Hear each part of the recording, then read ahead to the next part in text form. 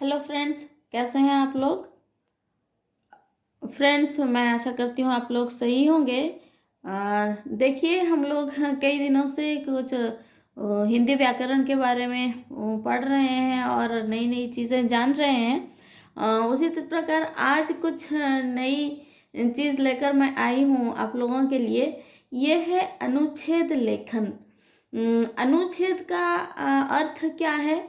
जैसे हम paragraph Hindi English में बोलते हैं, वही है अनुच्छेद लेखन। उसको कैसे लिखा जाए, किसी भी विषय पर अनुच्छेद हम किस तरह से लिखेंगे। आपको एग्ज़ाम में आते होंगे कि कोई भी पशु या पक्षी या कोई भी एक टॉपिक दिया जाता होगा जिस पर आपको लिखने बोला जाता होगा कि इन पर कुछ वाक्य लिखिए या एक अनुच्छेद लिखिए, यानी इसको वर्णन कीजिए। तो हम कैसे करें? अचानक से हमें हमारे दिमाग में वो चीज़ नहीं आता है कि हम किस तरह से उसे शुरू करें और कैसे ख़त्म करें। ये सब प्रॉब्लम होती है बच्चों के साथ, और कई बच्चों के साथ ऐसी प्रॉब्लम होती है। एक चीज़ हमें ध्यान रखनी चाहिए, हमें जो भी टॉपिक दिया गया है यानी जो भी विषय दिया गया है उस पर हम ध्यान देंगे, उसे ध्यान से पढ़ेंगे क्या है वो, दिए गए विषय पर मन से विचार करेंगे कि इसे किस तरह से लिखा जाए और क्या क्या इसमें पॉइंट्स होने चाहिए। और याद रहे कि ये भाषा, उसमें जो हम लैंग्वेज यूज़ करते हैं, भाषा सरल होनी चाहिए और स्पष्ट और शुद्ध, यानी क्या करेक्ट होना चाहिए, गलती नहीं होनी चाहिए उसमें। सरल यानी बहुत सिंपल लैंग्वेज में हम इसे लिखेंगे और साफ साफ, ताकि जो पढ़ता है, जो पढ़ने वाला हो, उसे पता चल जाए कि हम क्या कहना चाहते हैं।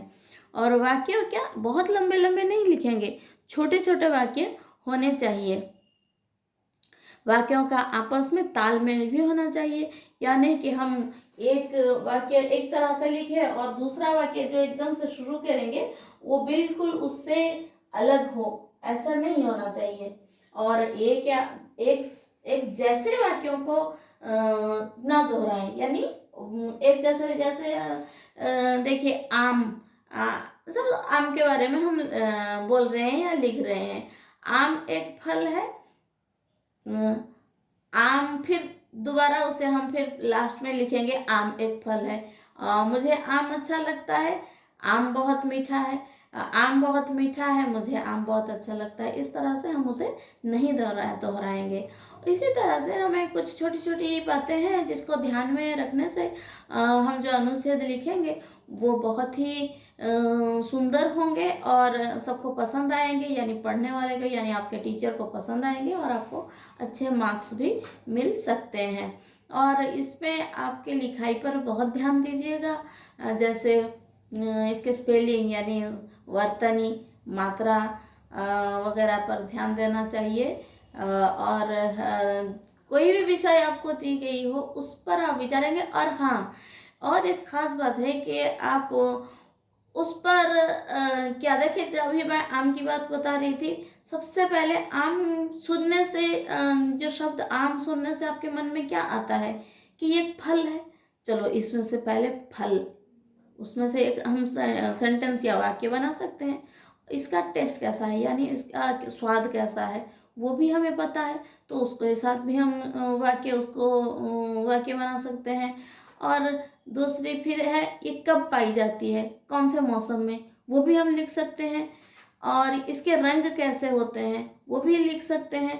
फिर रही बात आपको, हाँ, आपको अगर और ज़्यादा जानकारी हो कितने तरह के होते हैं, कई तरह के आम होते हैं, तो उस पर भी हम लिख सकते हैं। तो आम कई तरह के होते हैं। और आम कहाँ पाए जाते हैं? ज़्यादातर हम भारतवर्ष में सभी कोने, हर कोने में भारत के पाए जाते हैं, वो भी लिख सकते हैं। इस तरह से हमें एक छोटा मोटा ऐसी बातों ही बातों में देखे एक अनुच्छेद हो गया ना। तो वही मेरा कहने का मतलब ये था कि आपको कोई भी टॉपिक या कोई भी विषय दिया गया हो, आप उसे ध्यान से विचार कीजिए उस पर। वो कहाँ से है, कैसा है, उसका रंग, अगर खाने पीने की चीज़ हो, स्वाद है, तो इस तरह से आप बड़े आसानी से लिख सकते हैं। ये बहुत मुश्किल बात नहीं है, कोई भी लिख सकता है। हाँ, ये चीज़ और एक है कि हाँ, उसने अच्छा लिखा, उसे अच्छे मार्क्स मिले और मैंने अच्छा नहीं लिख पाया, मुझे अच्छे मार्क्स नहीं लिखे मिले, ये ऐसा सोचना नहीं चाहिए, क्योंकि हम सब की सोच अलग होती है, हम सब के विचार अलग होते हैं। मैं जिस तरह से कोई भी चीज़ को देखती हूँ, हो सकता है आप लोग कुछ अच्छी तरह से उसे और कुछ अच्छाई उसमें दिखे, तो हाँ, ऐसा होता है। हम हर एक एक दूसरे से अलग अलग हैं और यूनिक हैं, तो विशेष हैं।